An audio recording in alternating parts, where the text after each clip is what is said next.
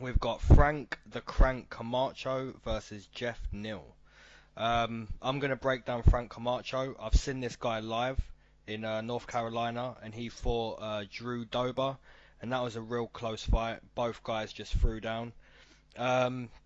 Camacho 1 and 2 in the UFC. He's got losses to Jingling Lee and Drew Dober in North Carolina. He beat Damian Brown in a split decision where once again both guys just threw down for their life. Great chin. Frank Camacho has great chin. It's a very winnable fight for him. You know, Geoff Neal this isn't his debut, but I think it's his second fight in the UFC. Yeah, Geoff. Yeah, this is his second fight. He was also on the Contender Series. Right. Yeah. So this is a winnable fight for Frank Camacho. I think if he keeps it standing and just does what he's been doing, throw those hands, you know, it's going to be a close fight. So yeah, I've got Frank Camacho on this one, probably nicking a split decision or getting the knockout, man. Because if he throws those hands like the way he has been, for sure he can knock out Geoff Neal. Okay. Well, I'll be breaking down Geoff Hands of Steel Neal here. He's 9-2, and he's fighting out of the same fight camp as Charles Byrd, who's fighting later on the card, which is Fortis MMA. I've not heard a ton about that camp, but maybe it's an up-and-coming camp. Who knows? He has 5 KOs and 2 subs in his 9 wins. He had a quick first-round sub over Brian Camozzi, so nothing to really write home about, but at least you're handling your competition the way it should be handled, which is quickly there. And he fought on the Contender Series where he had a quick KO. So there's not much that's been seen from him, at least in his UFC career so far, other than that he appears to be pretty explosive and dangerous. He's able to end up fighting a few different ways he's already shown. Obviously, Camacho, I think, is a really tough guy. Mm-hmm. So I think if it's a tough drag-out type of fight, that leans more towards Camacho. I think for Geoff, he needs to look to kind of end it, early or get a finish. I could go the distance, but I think that Neal has, a good opportunity to hurt Camacho and get a finish. I think Camacho has shown he's tough. I'm not sure if has Camacho been finished in No, had a finish in no, he hasn't been finished. I don't believe. Actually, I think Jingling Lee could have finished him. I'm not too sure. Let me just double check. It's right here. So Frank Camacho. If I can click on it. But anyways, I do have Neal here. It's a pretty close fight when we look at the odds. As of now, Geoff Neal is actually a fairly decent favorite. Oh, wow. Minus 185. Yeah, Frank Camacho's not been finished. He's gone the distance all 3 fights. So, yeah, like you say, he's probably going to need to finish Camacho, because if he starts to play in the hands of Camacho, he'll probably get knocked out. It's going to be. He was pretty close to getting finished against Drew Dober too. Yeah, that was one. Geoff Neal is a much bigger 170er than Drew Dober. Yeah, he is. That was a hell of a fight, man. I mean, Dober has trouble finishing fights at 155, and so he's not this big hitter. So at 170, I also think Geoff Neal hits harder, is fairly larger, and I just think he's hungrier, being a newer fighter. So I'm going to take Geoff Neal. So it's good to disagree immediately. Okay.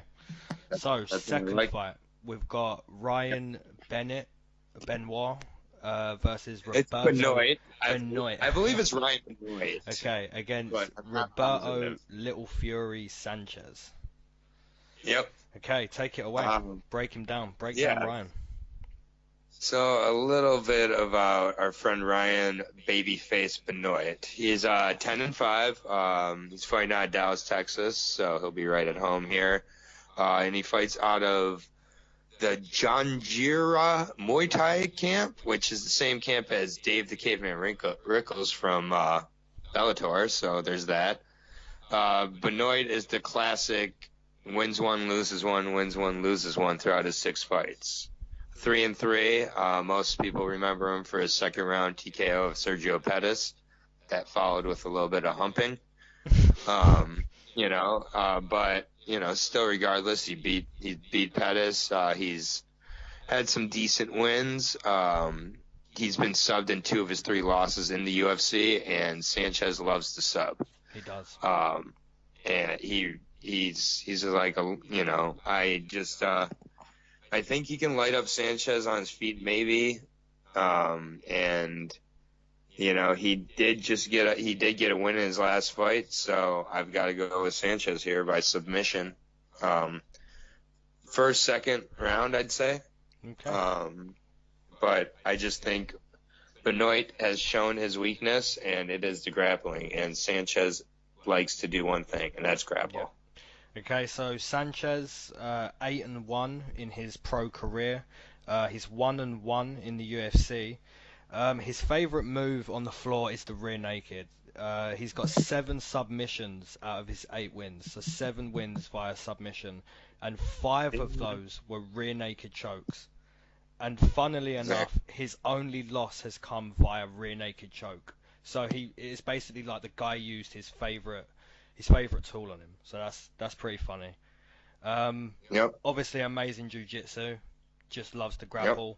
So yeah, obviously for Roberto Sanchez to win, he's gonna have to force Ryan to grapple. Take it to his world. Just grind, take down Ryan. If he gets up, stay strong, grind.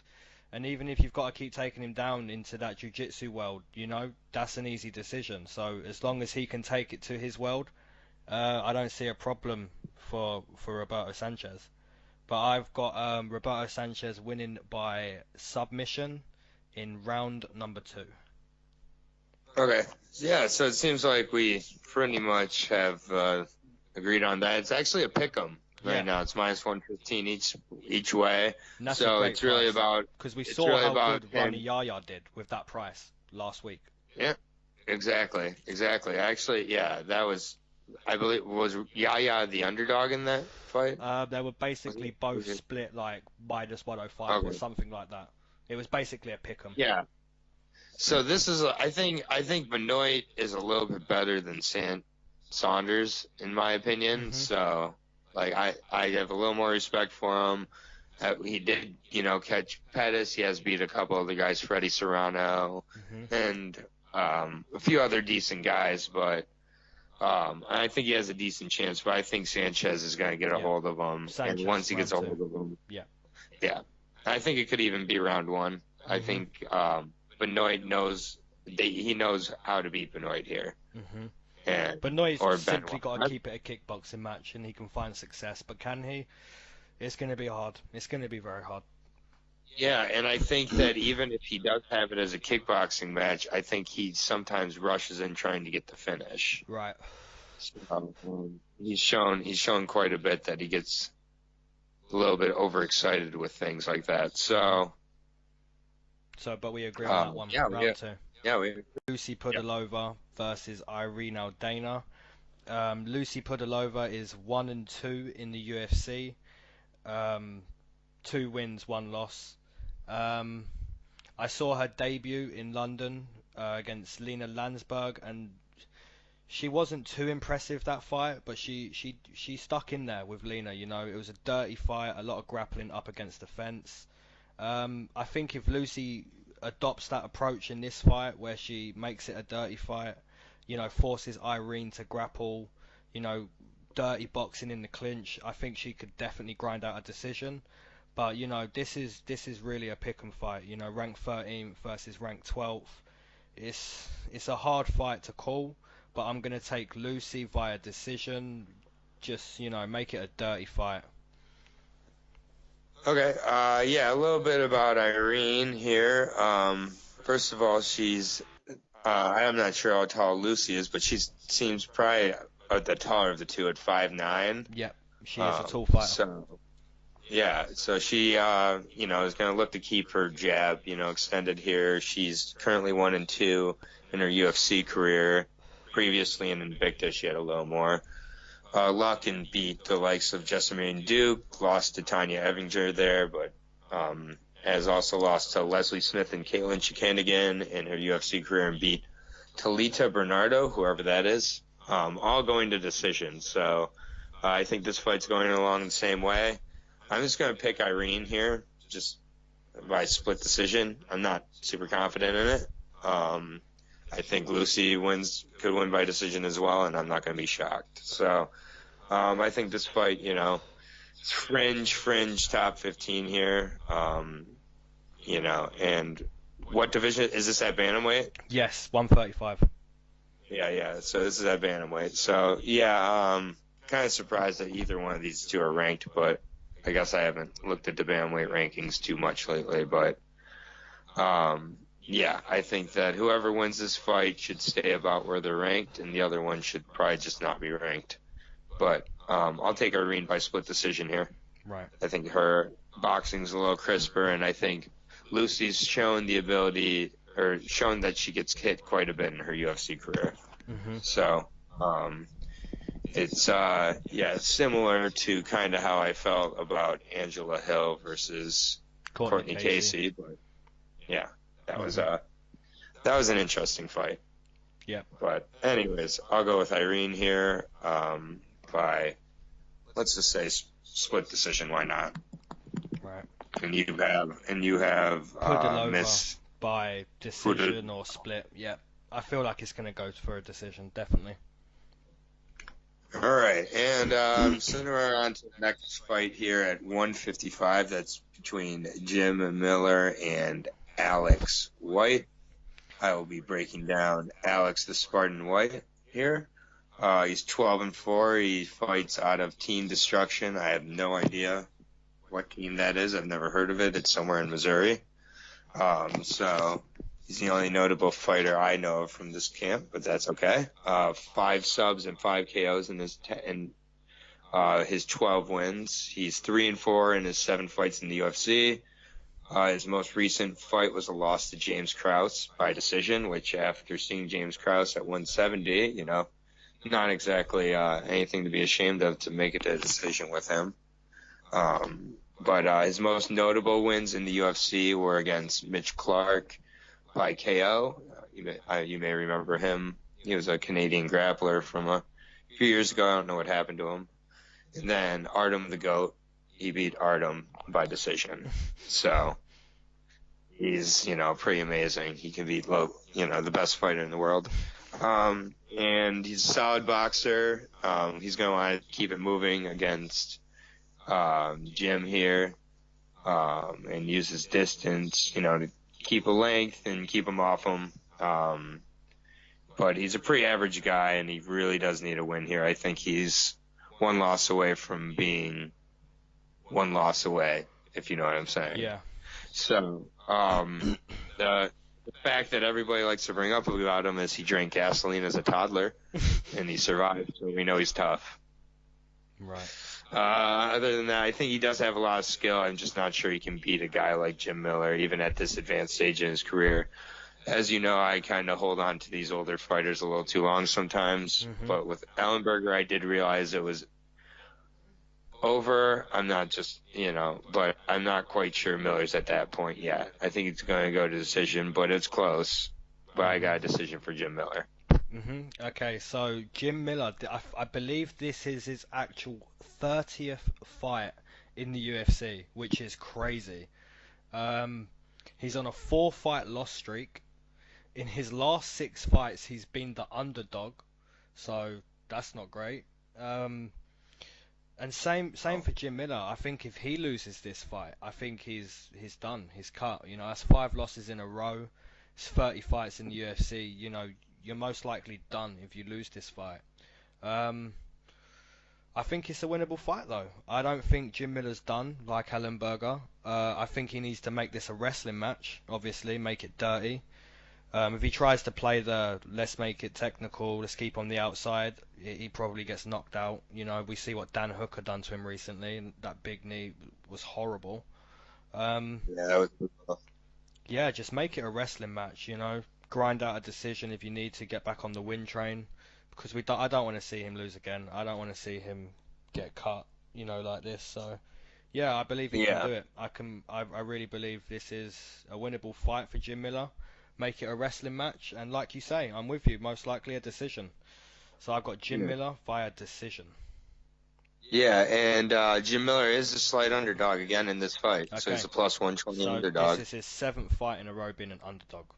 which Nice. is a fucking crazy. That is crazy. That is. Um, I had no idea. And then with Alex White coming back as the minus 150 favorite here, um, yeah, I think Alex White has shown he has some decent potential. He's beat some decent guys, but he's not been great, and I do think that while Miller is an underdog, he's not a Ellenberg level underdog here. He's not fighting a Barbarino level fighter also in Miller's case here.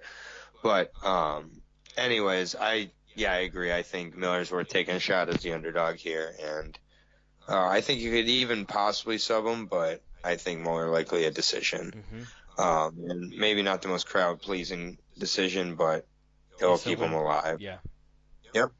And, yep, so we're Diego Sanchez versus Craig Wyatt. Yep. You want to take it away with Craig? Yep.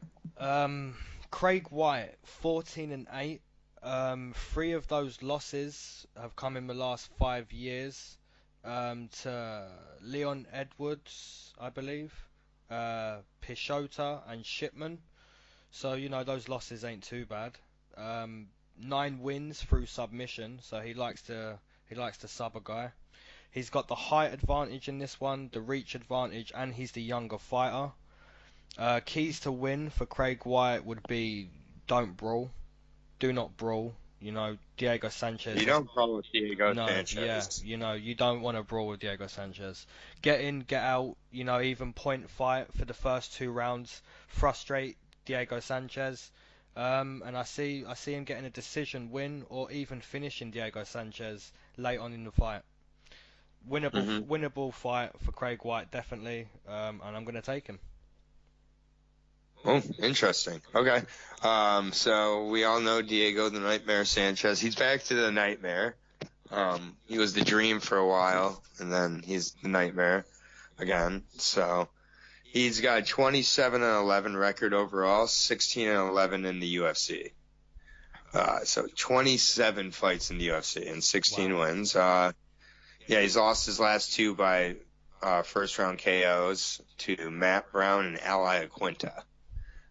He's fighting out of Jackson Winklejohn, which has been in the news a little bit this week with Don Cerrone and a little bit of their dirty laundry and them taking Mike Perry, and not to go off on a tangent, but, there's 2 sides to every story, but I think it's they should have taken Cerrone's back instead of the newer fighter Perry, but that's my opinion, but who knows if they offered in. Anyways, back to this fight.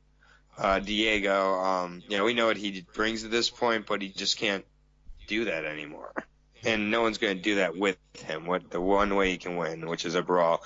He can't really withstand that battle anymore. So even though he did say you don't want to brawl Diego Sanchez, I think a lot of that is nostalgia. Yeah. And I was thinking, Clay Guida, Diego Sanchez isn't walking through that door. We've seen what's happened to Clay Guida, and we've seen what's happened to Diego Sanchez. And I do think we may be in a similar situation to Ellenberger here. I think we may see some gloves in the middle of the octagon after this one. Yep, I agree. I think he could get finished pretty viciously by a dude who's pretty average, with all due respect, in Craig Wyatt. Yeah. I saw him live in Liverpool recently, and he really was average. He stuck in there for 5 minutes with Neil Magny, but nothing too impressive. Yeah, and that's in Craig White's backyard in Europe, right there. So this is so I could see him kind of going in there and freezing up, and Diego overwhelming him to a decision. And if that's the case, I do think that Mickey Gall gets that fight next. And I think it's a very interesting fight, not to jump ahead, but Mickey Gall versus Diego Sanchez. Diego's never been submitted. So, so I think there's a real angle there, and Gall's planting the seed. And it would be a interest. So if Diego does survive this fight, I think that will be next. And my heart wants to pick Diego, and my brain wants to pick Craig White. And usually my heart wins out, but here I'm gonna go with my brain. Yeah. And Nice. I'm gonna pick Diego Sanchez by decision. Okay. So- I like that. That was fun. And I don't know. Maybe I'm just really wanting to see Diego Sanchez or Mickey Gall for some reason. Mm-hmm. But yeah, Diego, he's a decent underdog in this fight, plus 180, and Craig White's a solid favorite, minus 230. I just don't have that much faith in Craig White. Okay. I'm just not. And it's like miracles happen, and it's like, I do think Jackson Winklejohn has gone down in quality over the years, but it's still a great camp. And I think if they're building up a game plan against Craig White, I think they can do it. So, again, I may be looking really dumb after this decision, but it is what it is. It is what it is. Okay. I'm going to go Diego, the Nightmare. Okay. So we're done with the early prelims. At that point, we're on to the fight the prelims. Yep. Okay, Yep, so we've got Charles Byrd versus Darren Stewart. Darren Stewart 1-3 in the UFC, which isn't too impressive. Losses to Barroso, Carl Robertson, and Marquez. I was at his most recent fight in Liverpool against Eric Spicely, which he was an underdog that night and got a very impressive win. I also saw him in London, so I've seen Darren Stewart a couple times. Nothing too impressive. He mainly loses to wrestlers. So yeah, he's got another wrestler on his hands here, so it's going to be a hard job for Darren Stewart. Catch him early. I don't think he does though. I think Charles Byrd most likely mauls him.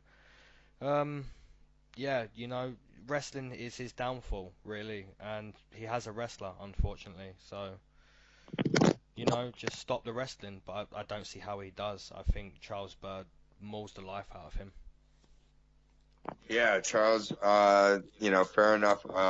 Charles, Kid Dynamite Byrd. Kid Dynamite is now 34 years old, so maybe time to just go by Dynamite. Mm-hmm. But anyway, 10-4 record.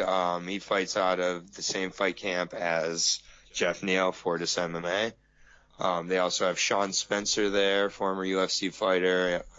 Damian Jackson, who just became LFA champ. So it's a decent camp that's kind of on a little bit of momentum right now, and I think that's kind of an underrated part of looking at fights sometimes, looking at the camps and how the momentum of the camp is. With Kid Dynamite, he has 3 KOs and 5 subs in his 10 wins. He's 5'10" middleweight, so not exactly super tall. His UFC debut was quick first round sub over some guy named John Phillips. Yeah, he was from Wales. Yeah, was that John White, Mike Tyson Phillips? Yep. Was that his? Yep, that's the one. Okay. Yep, and he was one I picked based on his nickname, and regretted that. But it is what it is. Byrd was a 2-time Dana White Contender Series, and he got subs on both of his appearances. One by arm triangle, one by rear naked choke. And he's good on the ground, and he's aggressive when it gets there. Fairly obvious what he's trying to do here against Stewart. And I think, again, when it's these types of matchups, I really do go more towards grappler in these occasions where the grappler is shown to be aggressive with its submissions. And Byrd, I believe, will do the same and get a first or second round sub here. I think Stewart will be cut after this fight. I really do like him, too. He's exciting and, great nickname in The Dentist, but he's just not well-rounded enough for the UFC. Mm-hmm. He was fantastic in Cage Warriors, which is, not the UFC. So, I just think that Byrd has gotten a nice setup in a matchup here with a decent lead. Well, I guess he's not super well known to the average fan, but it's a good matchup for him. So I got Byrd by second round finish, submission. Yeah, I'm with you. I've got round 1, round 2 submission. If not, a very comfortable decision. Darren Stewart's going to have to do a lot to pull off the win there. And it's going to be, it's going to be one of those shock, wow, look at that finish, but I don't think it happens. So, yeah. Yeah, and the unfortunate part for this win, if Stewart does pull it off, is he doesn't get any respect if he gets this win. No respect. This is a really tough matchup that he should get a lot of respect if he does pull off the win, that he'll get none for. This is a very low or high risk, low reward type of fight, in my opinion. Yeah. And, I just, when we look at the odds here, he's a minus 230 favorite. He is in Charles Byrd here. And Stewart's a plus 180, so they got it similar to Diego Craig White. I think it should be more lopsided. It should. Darren Stewart should be a bigger underdog there. Yeah, I think Diego has a much better chance of being Craig White than Darren Stewart does of being Charles Byrd. Yep, I'm with you. A little bit confused. But we agree. So, we've agreed on, is that 4 or 5 so far we've agreed on? It is. We're doing well. It is. All right. 4 or 5, that's fair enough. I mean, these are close matchups, but I also think there's a logical, which fights don't always follow logic, but logical way for the fighters who are picking to win. So this next fight, I think, is going to be a little more interesting. This is a great fight. We've got John Dodson versus Jimmie Rivera. John Dodson is 9-4 coming into this fight. Notable wins over TJ, Tim Elliott, Formiga, Moraga, Wineland, Pedro Munoz. He's got losses to DJ twice, which were both split losses, which is very impressive. We see how good DJ is for so long. He's got losses to Lineker and Moraes, which was a split loss as well. He's lost to some good guys, and he's beat some great guys. He's got a strange style to compete with. The angles he cuts out on, very, very slick. Styles make fights, and it's the question of, can Dodson fight the fight he wants to fight? Can he keep it standing, avoid being clinched? Can he stop Rivera taking him down? I think he can. I think his movement on the feet is one of the best at bantamweight. I really do. I think it's a winnable fight, man. I think if he keeps it standing, he can definitely win a decision. Hopefully he doesn't cry too much from some eye pokes. We've seen him be a real baby recently.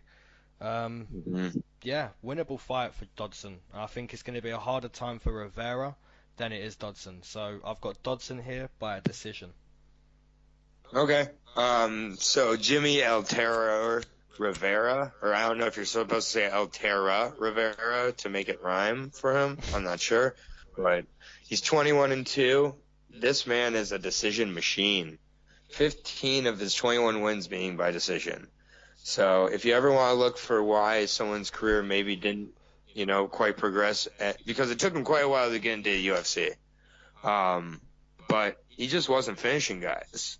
And no, I don't think that every fight that's great, you have to have a finish. But I think that if you have that many decisions, against you're fighting not all high-level guys there. So, anyways, a lot of decisions. 5-1 in his UFC career.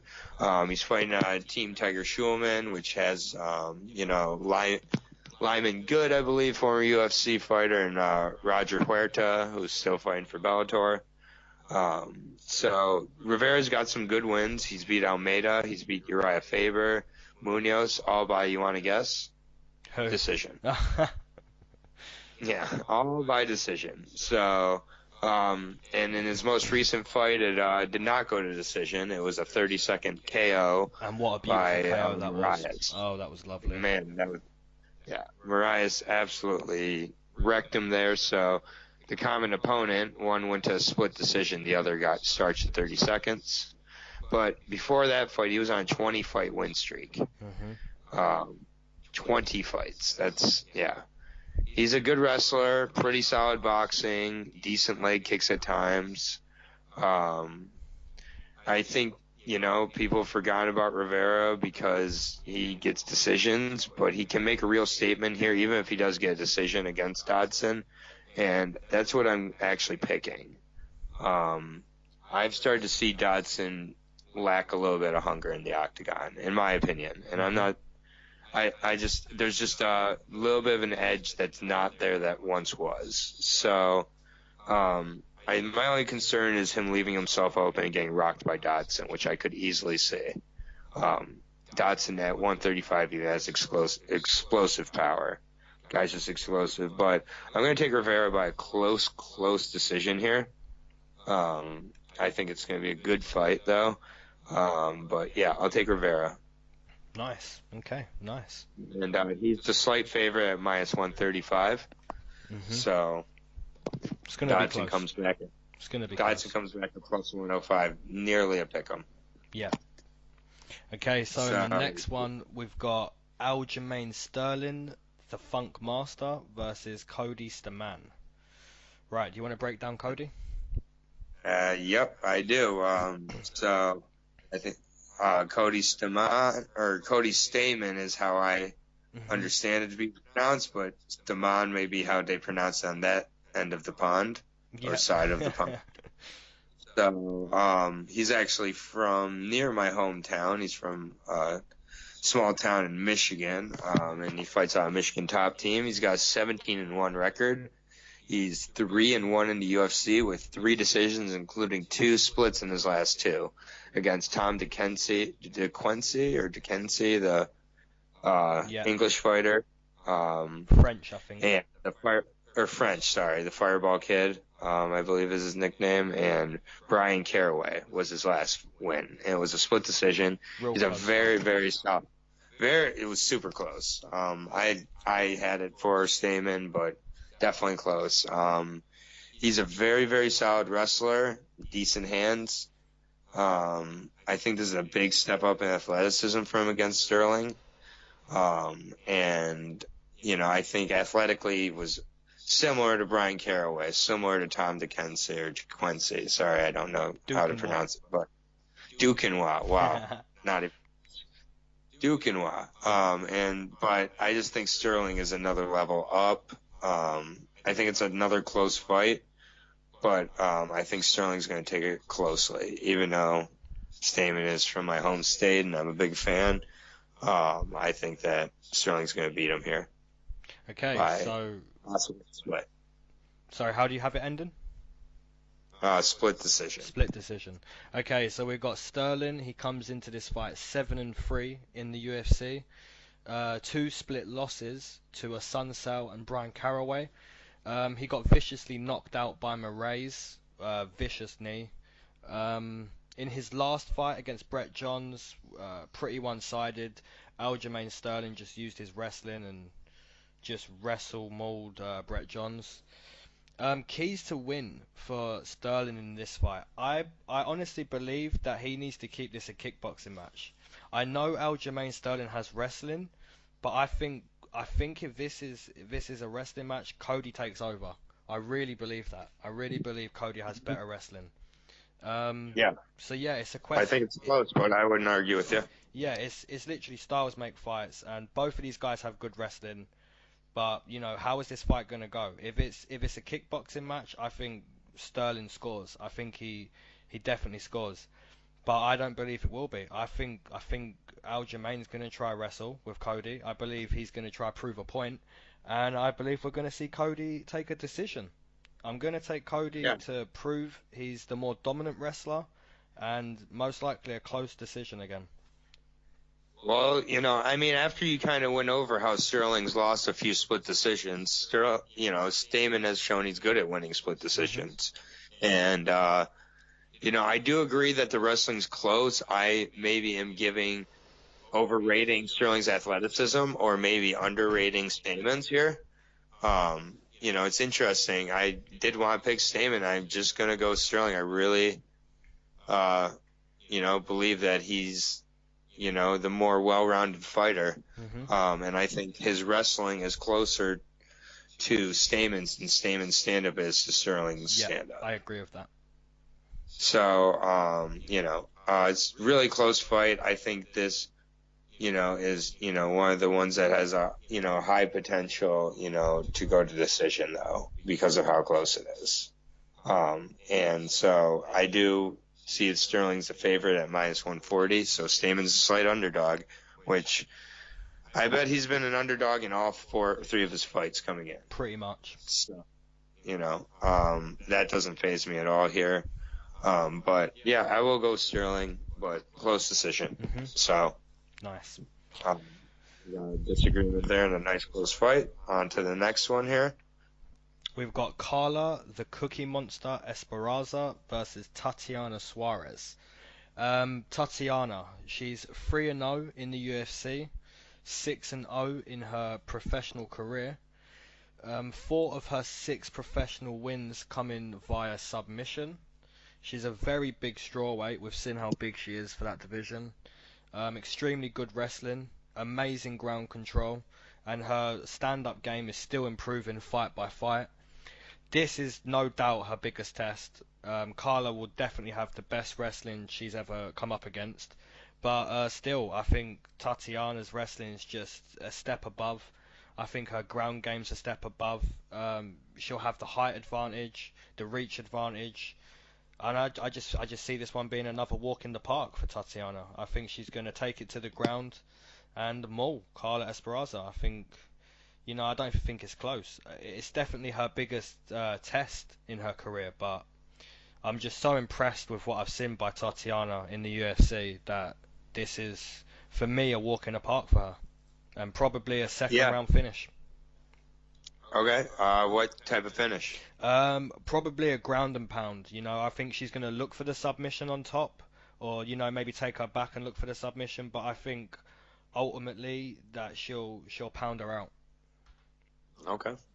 All right. Well, a little bit about Carla Cookie Monster Esparza here. 13-5 record, 4-3 in the UFC. She's the first ever strawweight champion, who then got pieced up by Joanna Jędrzejczyk pretty badly. But anyways, she's coming off a really close split decision to Claudia. She looked great. Yeah, it's the best I've seen. She looked great. She did. Yeah, it's the best I've seen Carla look. And she looks like she's appearing to start to develop more as a fighter here. But she's got one tough matchup here in Suarez. And like you said, too big, better in all or most areas than Carla. Experiences where Carla can rely on. Tatiana's a breakout performance here. And I think she's going to win by, a finish. I have a submission, but I also could see her trying to take the back, flattening her out, and pounding it out. So, but I do have Suarez, and I think it's a breakout. And the odds definitely have Suarez here. -600 favorite. Oh, wow. So there you go. The bookies are saying it too. This is a walk in the park for Tatiana. Yep, plus 400 coming back for Carla. So that's a spot I don't mind taking a little flyer on and maybe taking Carla, just with those odds. I mean, but I think Suarez is that favorite for a reason. Mm-hmm. One of the biggest favorites on the card, not the biggest favorite on the card. No, we know who that is. Yeah, I wonder who that is.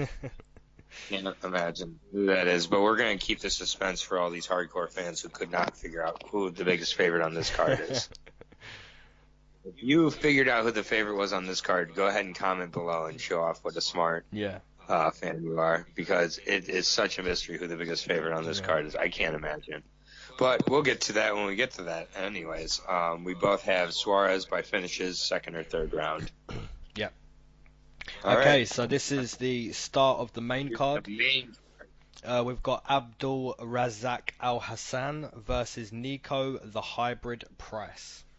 Fight of the night. Fight of the night. This is a great fight, man. Alhassan 3-1 in the UFC. He's got wins over Charlie Ward and I don't know how to say that guy's name. Homasi? Sabas Hamasi. Yeah, Hamasi. He fought him twice because there was a bit of. I saw that. I saw it live Oh, in you did? Detroit. Oh, nice. Detroit, I saw it live. Did you see the first one or the second one live? That was the second The one. second one, right? So yeah, because there was a bit of controversy in the first one, but for me there wasn't. I honestly thought the finish was. I know Homasi was getting up, but for me that I agreed with that I stoppage. think it was over. Mhm. I agree. Okay, so Alhassan all wins ending in KO, TKO. Vicious KO power, real vicious KO power. He's got a questionable gas tank. When he gets towards the middle of that round two, he looks slower from shutting the door off. So that's questionable. His loss came to Omari Akhmedov, and that loss purely came down to wrestling. He just couldn't stop the takedown. Ended up losing a decision there. So yeah, questionable gas tank and questionable wrestling. So we're going to look for improvements there in this fight. Um, yeah, I think Niko Price in his last fight, he took down Randy Brown and where he got that vicious finish from the bottom. So just looking at that fight, if you're Alhassan, keep it on the feet. You don't want to go to the floor. You don't want to grapple with Niko Price. Even on the feet standing, Niko Price is going to give him a real hard time. So there's no point, going to the floor or allowing Nico to do that. So obviously with that questionable wrestling, he needs to have an improvement there. And yeah, keep the fight standing if you're Alhassan, and most likely the KO comes. And I'm going to take Alhassan to keep it standing and to show us that improved wrestling and to give Niko Price a KO loss. Wow. Interesting. So Nico the Hybrid Price, 12-1 record, 8 KOs, 3 subs in his 12 wins. So when he gets in there and wins, he finishes it typically. 4-1 with 1 no contest in his UFC career. He's got a few notable wins, a first round TKO of Aljamain, and in his most recent fight against Randy Brown, he finished him with those crazy hammer fists. Nico, I really like this guy. I think he's super dynamic, super explosive, and looks to finish wherever the fight goes. He's got sub skills. He's got finishing skills. He can keep it on the feet. The first few minutes could be very violent, and if so, that's Alhassan's best shot to win. After the first few minutes, I gave Nico the advantage by the minute. I think he finishes him in the second round by a TKO. I think he just wears him out and catches him and shows to be the better, well-rounded fighter. He may rock him and even sub him, but I think that Nico is the better fighter. And looking at the odds here, I was really surprised because Nico is in fact the slight underdog at plus 130. So I'm taking that all day. I do not think that Alhassan should be the favorite. Nico's fought way better competition, and has more experience, has a better gas tank, has more ways he can win. I just really think he's a better fighter, and this is a good matchup for him. And there's one way Alhassan can win. There's a couple ways that Mr. Price can win. Exactly. Yeah, so, I mean, if Alhassan hasn't improved that wrestling, for sure, Nico will start to take over as the fight goes on, minute by minute, as you say. But that's what I'm looking for in this fight. I'm looking for Alhassan to prove that he's not gonna, because he did say after his loss, I promise that I'm never gonna be getting taken down that much again. So but that's. Well, I love to see fighters improve. So yeah, if he wins this fight, man, he's skyrocketing up into that division. I mean, this is a big fight for both guys. And I just really like Niko Price. I mean, Aljamain's one of my favorite fighters, and when he beat Aljamain by first round TKO, I was just like, I'm sold. So I think that Niko Price is the better fighter here. I think he's on fire right now. I think he's hungry. I like how he's getting right back in there. He didn't take, and I will take a second round finish for Nico. Yep, I'm going to take a first round finish for Alhassan. Fair enough. I think I do think that, as I said, was his fight of the night, though. I think there's just very little chance that is a boring fight, knock on wood. So, on to the next fight. We have Jessica Andrade versus Karolina Kowalkiewicz. And I will start by talking a little bit about Karolina Kowalkiewicz, which I believe I'm saying that correctly, and if not, then I tried. 12-2, fights out of Poland. She's got 5-2 record in the UFC, with one of those losses coming to JJ. She's a very good kickboxer, but had a lot more trouble than I anticipated in her last bout with Felice. So I'm hoping that was just kind of a one-off, but she had a split decision win over Felice Herrig. Yeah, I was there for that. That was close. Yeah, and I just expected Karolina to kind of blow the doors off her. So I expected an improved Karolina here, more focused. But Andrade has a lot of power and a lot of submission skills. And I think Karolina needs to stay on her bike and remain active the whole time and avoid getting taken down. Andrade catching her or perhaps getting her taken down. But either way, I see a submission win for Jessica here after maybe hurting her on the feet or even on the ground with some ground and pound. Mm-hmm. But I think Jessica wins this fight. Okay, so Jessica is 9-4 in the UFC. She's a massive strawweight. How she makes that weight, cutting down from like 140, I have no clue. She's not massive in height, but like strength-wise, she's ridiculous, man. Like her legs are huge. Like as Joe Rogan would say, her legs are like tree trunks. It's ridiculous to see at 115. She's had 6 fights at strawweight, and her only loss coming in that championship fight to JJ. Jessica didn't look too great in that fight. She landed a couple big shots in the early rounds, but footwork was really the key in that fight.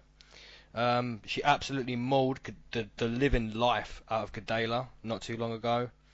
Fairly dominant in her last fight against Tisha Torres.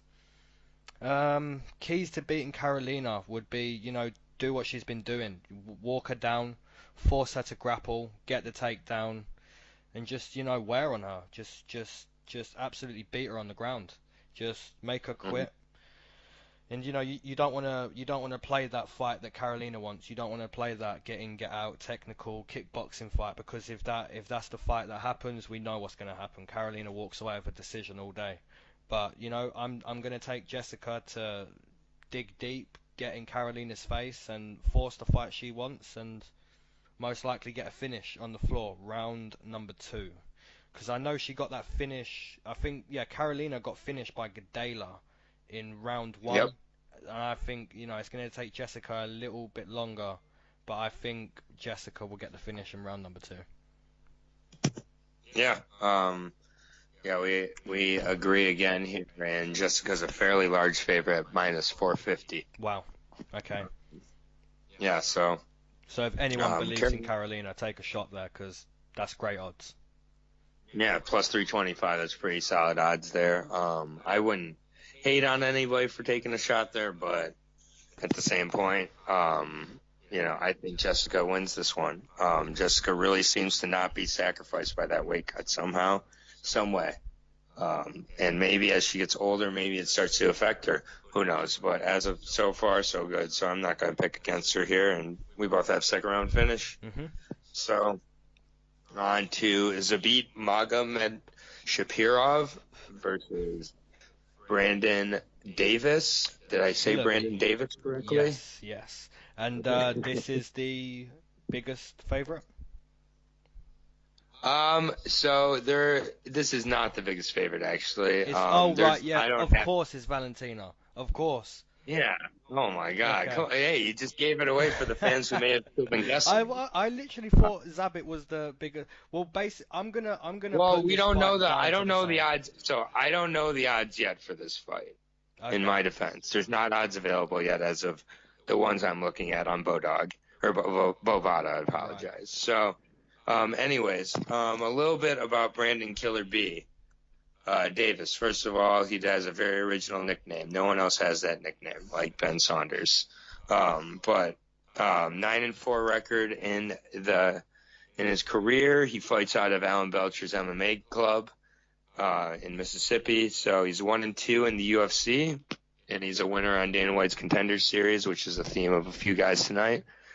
He's coming into this fight on about 2 weeks' notice against a stud, so props to him. But I think more than surviving against Khabib here is all he can hope for.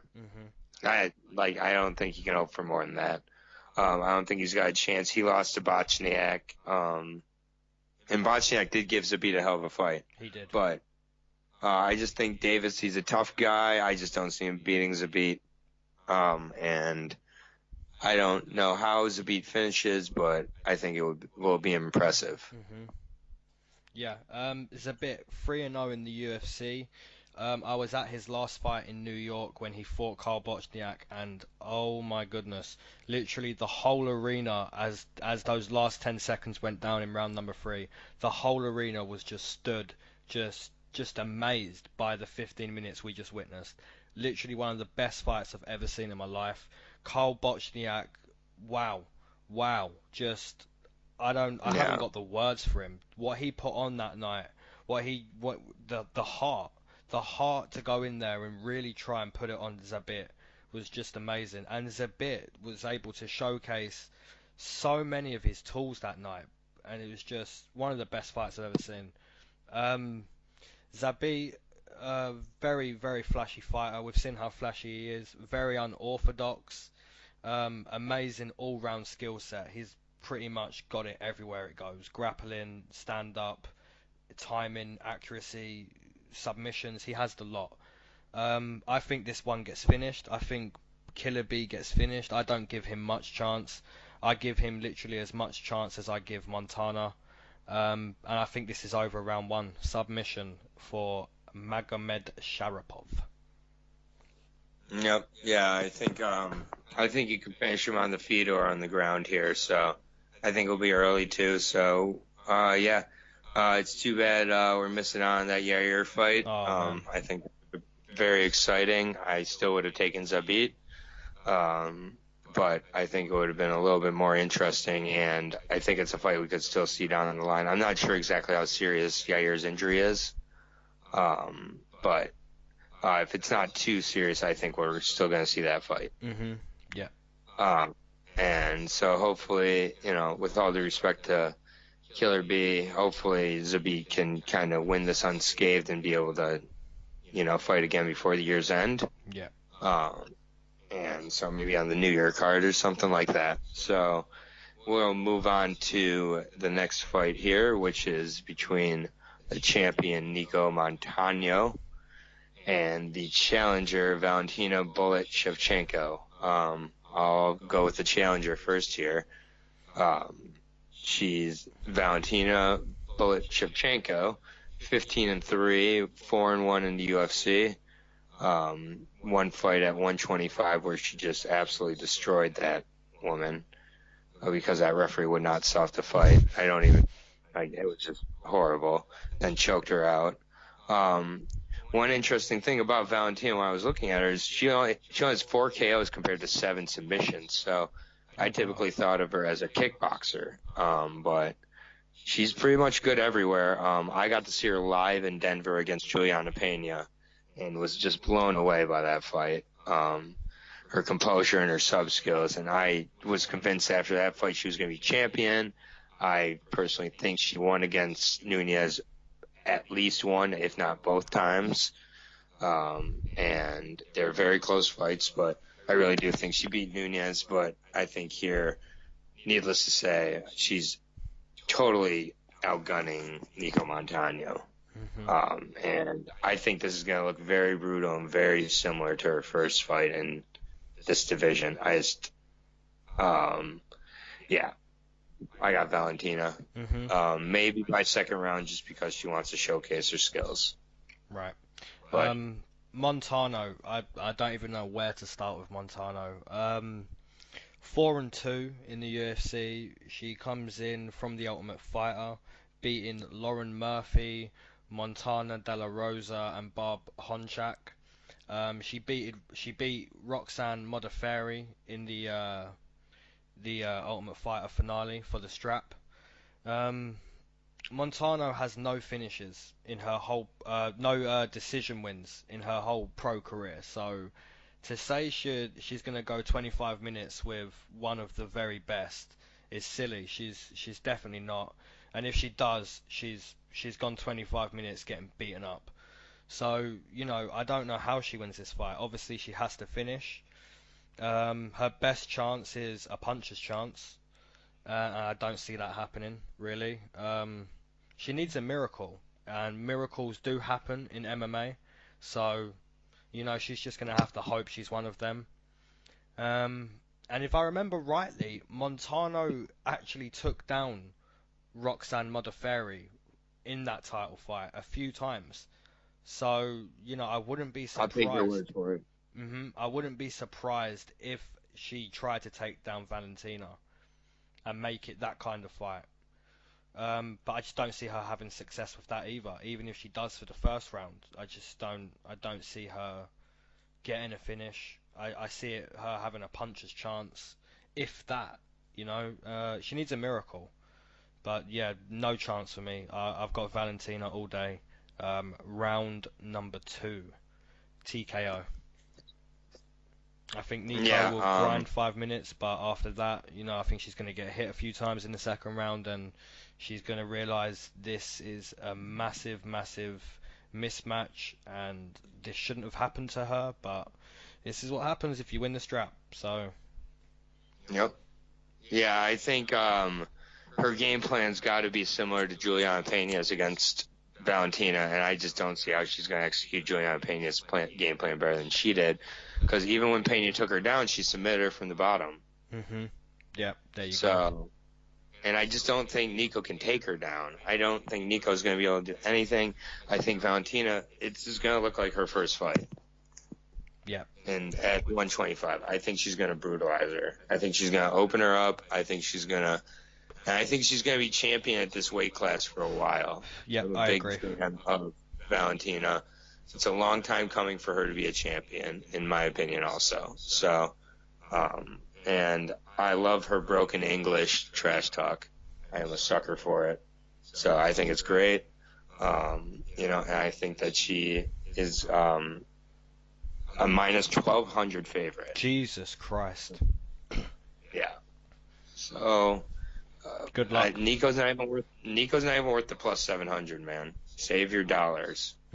Save your ducats. Like if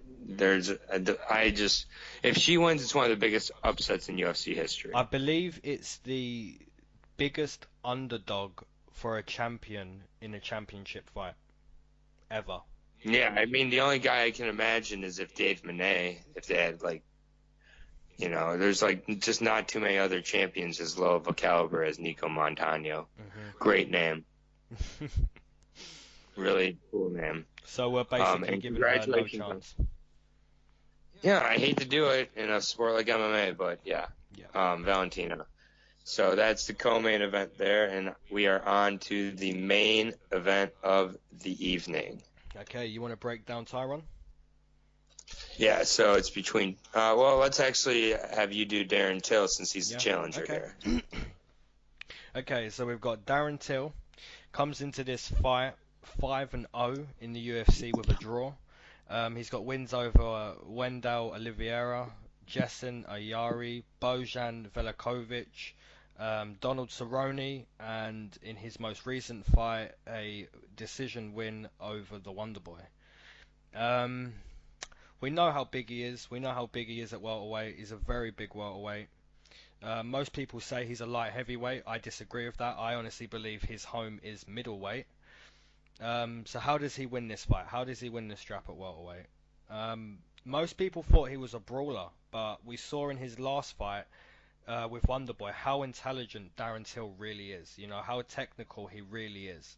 So, for anyone who thinks he's going to just starch Tyron Woodley, that's not going to be the case. I think for him to beat Tyron Woodley, I think he needs to keep him on the outside, and we've seen in Tyron Woodley's last few fights how he circles on the outside against the cage. I think Darren Till needs to make sure that that's what's happening in this fight. I think he needs to make Tyron Woodley circle up against the fence, and just watch out for Tyron Woodley's takedown, because it's coming in this fight. Tyron Woodley has to use his wrestling in this fight, and if Darren Till can sprawl every time that shot comes, avoid the big right hand from Tyron Woodley, keep him on the outside and snipe in like he does every now and then at the right times, he can definitely win this fight. He can either catch Tyron Woodley, or he can go 25 minutes. He's proven it, and he can win a decision against Tyron Woodley. So I think for Darren Till to win, he just needs to avoid being taken down and keep it that technical fight, keep him on the outside, and try and catch Tyron. But it's easier said than done. Tyron Woodley's wrestling is just phenomenal, and purely down to the wrestling, I'm gonna take Tyron Woodley. I don't know how I'm gonna take Tyron Woodley. Most likely like a round 3 TKO from ground and pound. But saying that, we've seen Tyron Woodley after 2 rounds is a different level. Different level Tyron, it's not like his gas tank's gone, but it's not the same guy from the first 10 minutes. So it's hard for me to pick how Tyron wins, but I just have to give this one to Tyron Woodley. So I'm gonna give him a round 3 TKO due to ground and pound on the floor. All right, Tyron, the chosen one, Woodley, 18-3-1 in his career, 8-2-1 in his UFC career, 6 KOs and 5 subs in his 18 wins here. The guy's fought and beat some of the best guys in the division, and I really do think he continues to get a lack of respect. I think he's very intelligent. I completely understand his perspective on stating he will not fight Kamaru Usman on 24 hours notice. I think that's completely reasonable, and I think that's intelligent. And that's the thing about Woodley, is he's got all the tools athletically. He's got all the tools with regard to techniques like his wrestling and his power, and he's intelligent as hell. And that's both in and out of the octagon. And I get there's a size difference, massive frame-wise, but I also believe that Woodley's going to be way better, in much better condition. He's going to be much bigger, with regards to within his legs, and with regards to, I think, strength-wise, I think he has an advantage over Till. And I think it's going to be a lot of wrestling. And I think that he's going to frustrate some fans, and I don't think he gives a damn. And I think he's going to cruise to a decision here.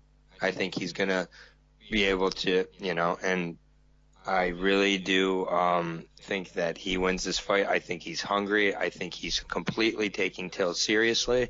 I think he completely thinks Till thinks he's going to win. And I just think that Woodley is the better fighter here. Mm-hmm. And, I think that he's focused. He's ready for this.